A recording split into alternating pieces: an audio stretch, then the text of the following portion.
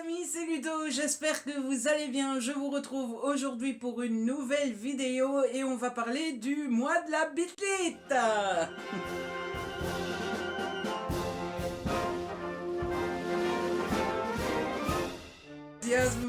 Je suis enthousiaste et le mois de la bitlite est bien de retour pour la deuxième année consécutive. Il y a juste un changement de planning, hein. Le mois de la bitlite s'est déplacé dans l'année.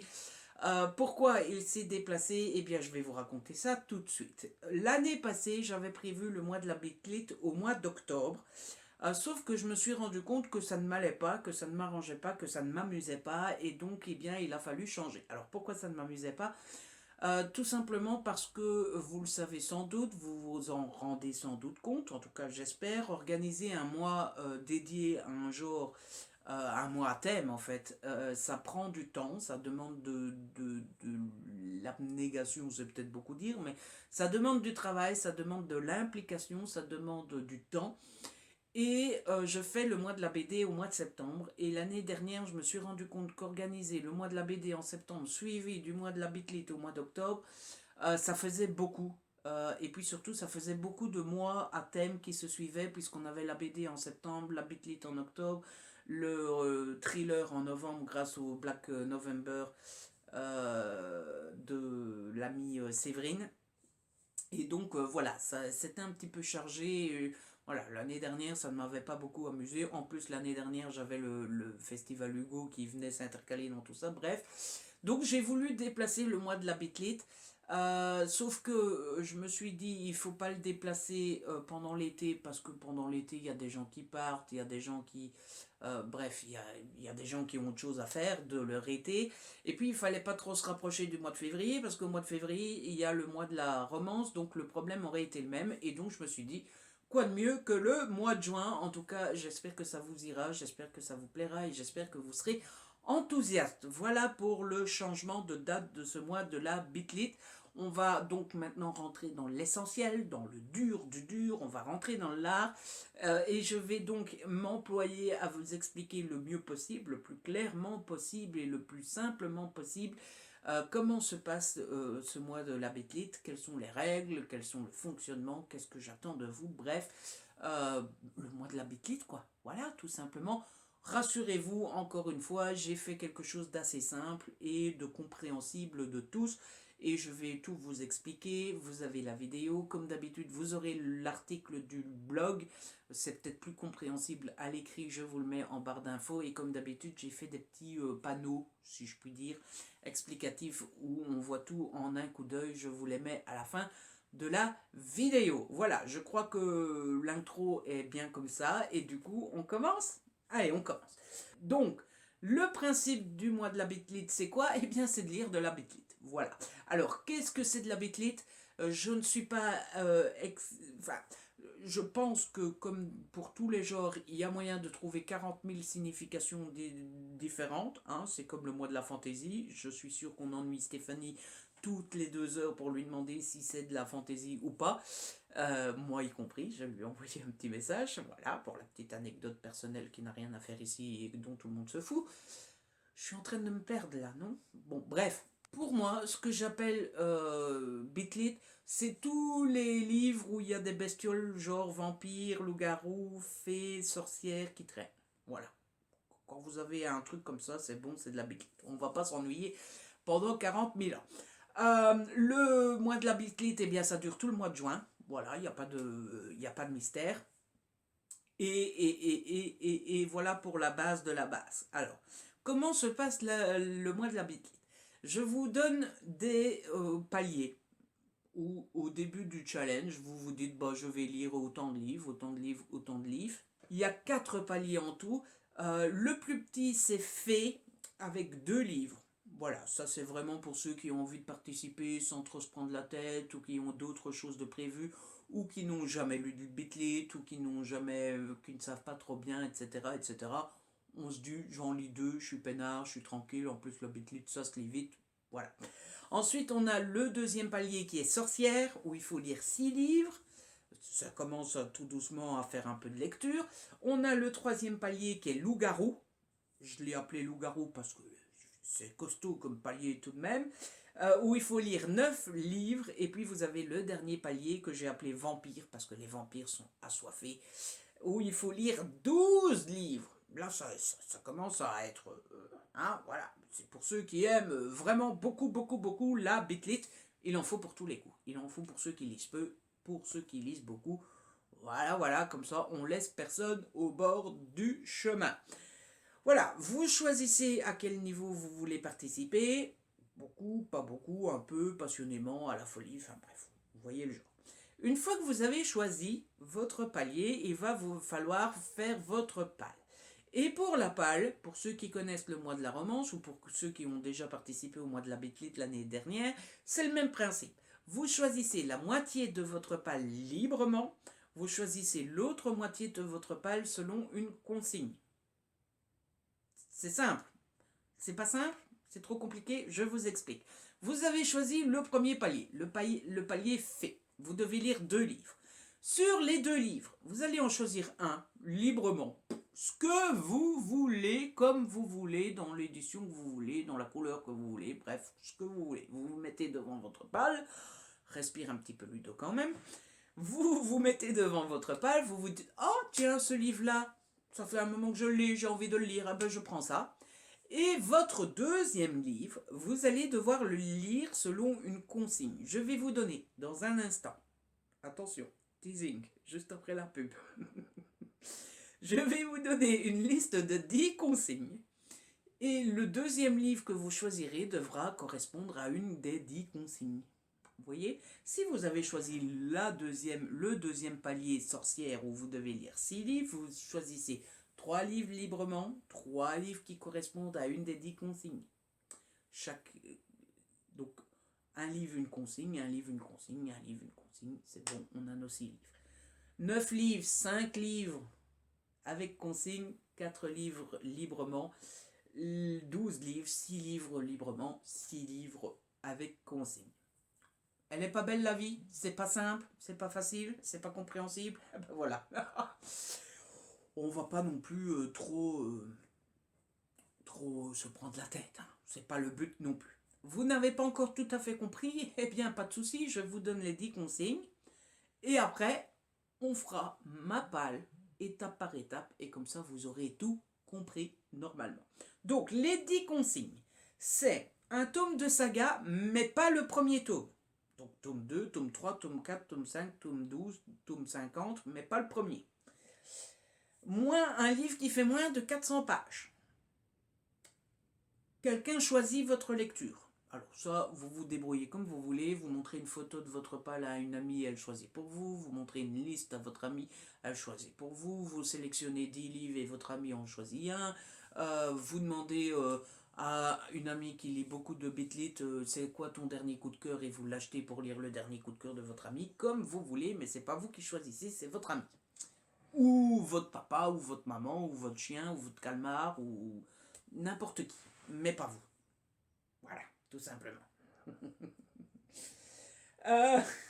Il y a du rouge sur la couverture, un spin-off, un auteur que vous adorez, le personnage masculin est un homme. C'est vraiment ce que j'ai marqué. Le personnage masculin est un homme.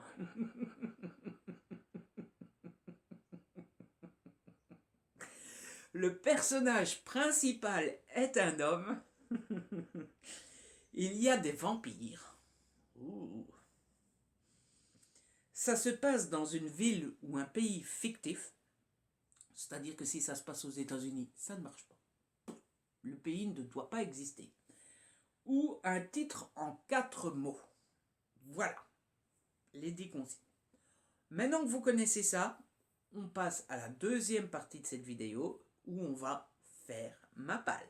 Alors, moi, comme je suis celui qui organise le bazar, je me suis dit, bon, allez, on va pas jouer petit bras, on va tenter les 12 livres. Je ne sais pas si je saurai lire les 12 livres, mais on va essayer. Donc voilà, j'ai choisi, première étape, j'ai choisi mon palier. C'est le palier ultime, le 4e palier, le palier appelé vampire, et donc je dois lire 12 livres. Si vous me suivez bien, sur ces 12 livres, je dois donc lire 6 livres que j'ai choisis Amstram-Bram, piqué, collé, gramme, sans faire absolument pas du tout attention aux consignes. Je me suis donc mis devant ma petite palle et j'ai choisi mes petits 6 livres, choisis comme ça, Amstram-Gram, un peu comme ça me plaisait. Donc, je suis en train de regarder, il n'y a que des tomes 1. Voilà, donc ça sera moi spécial découverte. Il faut dire, il y a beaucoup de tomes 1 dans ma palle. Donc, le premier livre que j'ai choisi de lire librement, c'est Vampire Nation, le tome 1, Riker de Larissa Ion, aux éditions Milady. Toute ma palle est de chez Milady. Voilà, bon, pourquoi je l'ai choisi? Pourquoi pas? Non, sérieusement, c'est parce que c'est Larissa Ion et j'ai déjà entendu pas mal de bien de cette madame, de cette autrice. Donc je me suis dit, pourquoi pas tenter Vampire Nation. On verra bien si ça me plaît ou pas. Le deuxième livre que j'ai choisi, c'est aussi un livre, un tome 1. Donc c'est Redwood, le tome 1, Jasper de Carrie Ann Ryan aux éditions Milady. Je l'ai choisi parce que ça fait un moment qu'il est dans ma palle. Je ne sais plus du tout pourquoi il y est. Mais il y est depuis un bon moment. Et donc je me suis dit, bah ça y est, c'est le moment, c'est l'instant, c'est le doudou. Pour les Belges qui connaissent. Les Français, je suis pas sûr que vous connaissiez, mais bon, bref. Et donc, bah voilà. J'ai choisi vraiment pif pouf, hein, je vous le dis. Le tome 1 de Belladone qui s'appelle Nuit de sang et qui est écrit par Michel Rowan. Parce que c'est Belladone. Il me semble que c'est une saga vraiment en peu de tomes. Je me demande même s'il n'y a pas que deux tomes.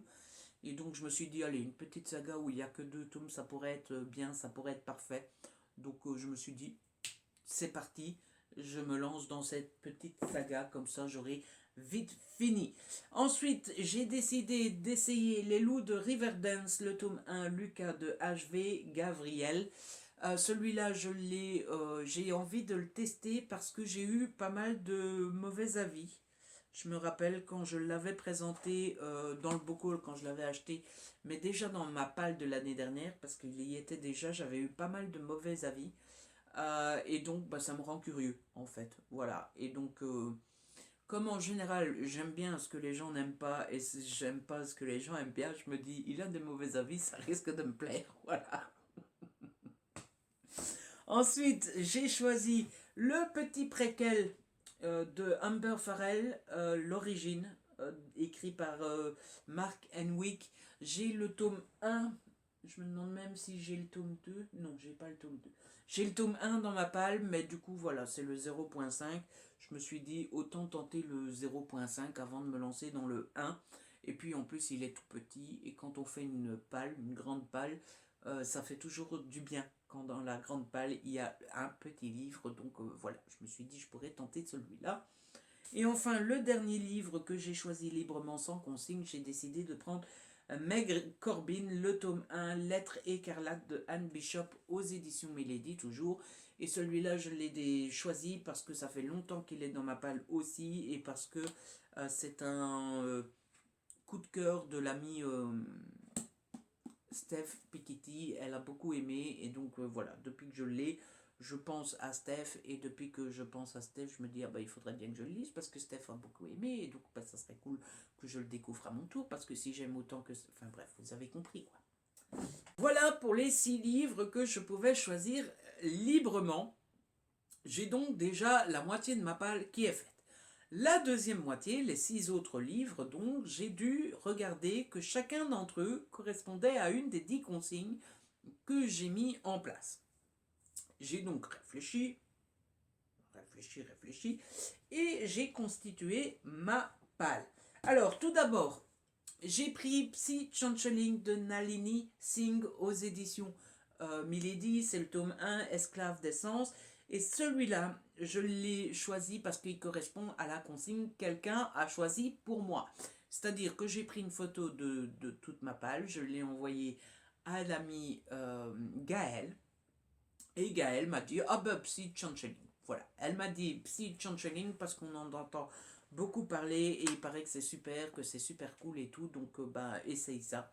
Donc eh bien je vais me faire Psy Changeling, ça serait bien que je le fasse vraiment parce que ça fait un long long, très long moment qu'il est là.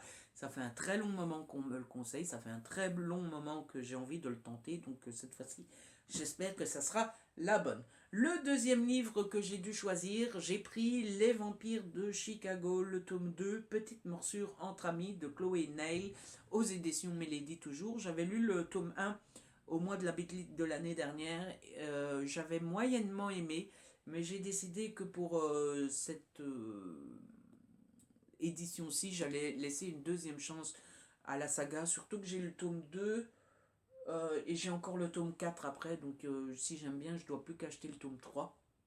Donc on verra bien si j'aime bien ou si je laisse complètement tomber. Et celui-ci, il correspond à la consigne un tome de saga. Voilà, c'est un tome 2, donc il correspond. Puisqu'on ne peut pas prendre le tome 1, je vous rappelle.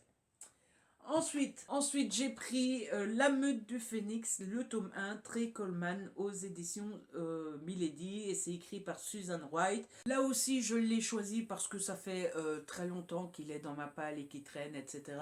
J'en ai entendu du bon, j'en ai entendu du moins bon, il paraît qu'il y a beaucoup de fesses, etc., etc. On verra ce que ça donne. Je l'ai choisi parce qu'il rentre dans la consigne un titre en 4 mots. Oui, parce que j'ai pas précisé, hein, les 4 mots, ça peut être le titre de la saga ou ça peut être le titre du tome. Hein. C'est comme vous voulez. Ah bah oui, moi je suis vraiment pas chiant, hein, donc je vous le dis tout de suite, vous faites comme vous voulez, mais du coup moi j'ai choisi celui-là. Ensuite, j'ai choisi le tome 1 de La Communauté du Sud, Quand le danger rôde, de Charlène Harris. Les livres qui ont inspiré la saga, enfin la série True Blood. Je l'ai choisi pour la consigne Il y a des vampires, hein, c'est quand même le sujet principal du roman. Et donc j'ai envie de tester, surtout que j'ai quand même pas mal de tomes dans ma palle. Je saurais plus vous dire combien, mais j'en ai moins que je pensais. J'ai jusqu'au tome 5. Donc si ça me plaît, je pourrais peut-être enchaîner. Donc je vais tester ça. L'avant-dernier livre que j'ai choisi, c'est le tome 6 de la saga Mercy Thompson, La marque du fleuve, de Patricia Briggs. Et celle-là, je l'ai choisie parce que ça rentre dans la catégorie j'adore l'autrice. J'ai vraiment beaucoup aimé les 5 premiers tomes. Et donc voilà, j'ai ce tome 6 en stock.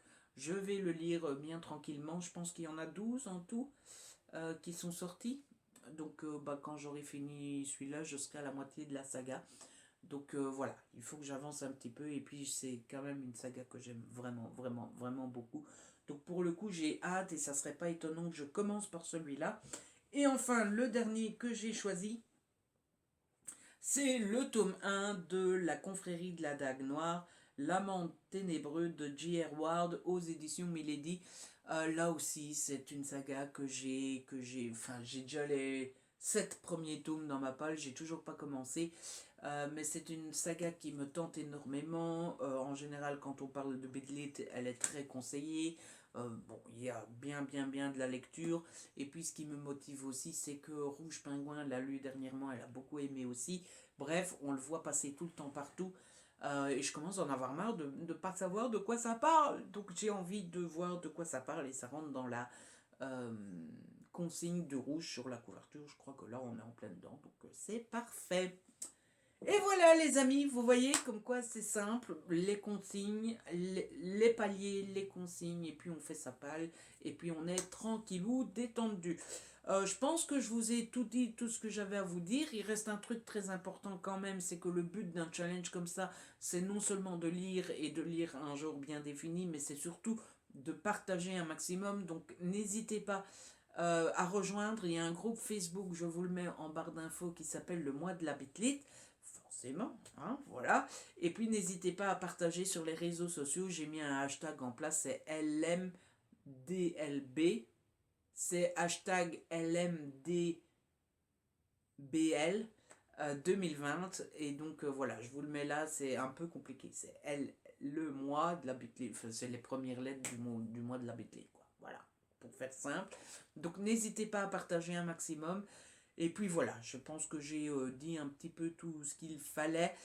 Si jamais ce n'était pas le cas, si vous n'avez pas tout compris, si vous avez encore des questions, etc., etc., eh bien n'hésitez pas non seulement à aller voir l'article de blog, c'est peut-être un peu plus mieux expliqué à l'écrit, de regarder les petits panneaux que je vous ai mis à la fin de la vidéo, et évidemment que ça soit sur les réseaux, que ça soit ici sous la vidéo, que ça soit sur Instagram, je suis là pour répondre à vos questions. N'hésitez surtout pas. Voilà, c'est la fin de cette vidéo. J'espère que ce challenge vous enthousiasme comme vous êtes enthousiaste en général pour les autres challenges.